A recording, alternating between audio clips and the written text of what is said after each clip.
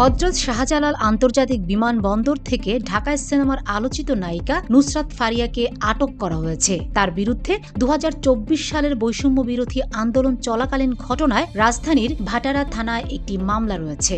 মামলায় তাকে বৈষম্য বিরোধী আন্দোলনের বিপক্ষে অবস্থান নিয়ে আওয়ামী লীগের অর্থের যোগানদাতা হিসেবে আসামি করা হয়েছে। এর আগে গত ২৯ এপ্রিল তার বিরুদ্ধে মামলার বিষয়টি গণমাধ্যমকে নিশ্চিত করেন ভাটারা থানার ভারপ্রাপ্ত কর্মকর্তা ওসি মাজহারুল ইসলাম।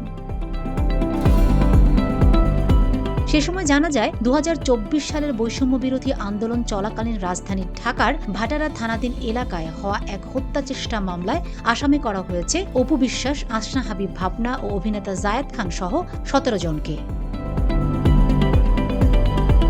মামলা সূত্রে জানা যায় সাবেক প্রধানমন্ত্রী ও আওয়ামী লীগ সভানেত্রী শেখ হাসিনা এবং তার সরকারের সংশ্লিষ্ট ২৮৩ জন ও অজ্ঞাতনামা ৩০০-৪০০ জনের বিরুদ্ধে ঢাকার সিএমএম আদালতে মামলাটি করেছেন এনামুল হক। মামলায় বৈষম্য বিরোধী আন্দোলনের বিপক্ষে অবস্থান নিয়ে আওয়ামী লীগের অর্থ যোগানদাতা হিসেবে আসামি করা হয় ঢাকায় চলচ্চিত্রের অভিনেত্রী নায়িকা নুসরাত ফারিয়াকে।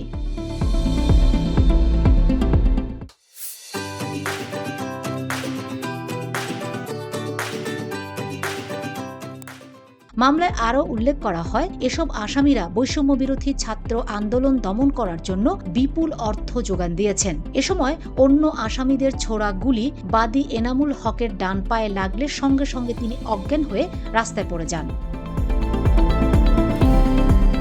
নুসরাত ফারিয়াকে আটকের বিষয়টি নিশ্চিত করে ডিএমপির অতিরিক্ত police commissioner S N. Mohammad Nazrul Islam গণমাধ্যমকে জানান, তার বিরুদ্ধে বৈষম্য বিরোধী আন্দোলনের সময়কার মামলা রয়েছে ভাটারা থানায়। যেহেতু মামলা রয়েছে সেজন্য ইমিগ্রেশন পুলিশ তাকে আটকে দিয়েছে। এরপর ভাটারা থানায় তাকে হস্তান্তর করা হয়। নুসরাত ফারিয়া থাইল্যান্ডে যাওয়ার সময় আটক হয়েছেন।